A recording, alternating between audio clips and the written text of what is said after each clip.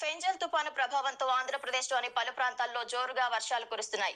నెల్లూరులో విస్తారంగా వర్షాలు పడుతున్నాయి. పలుచోట్ల రహదారులు జలమయమయ్యాయి.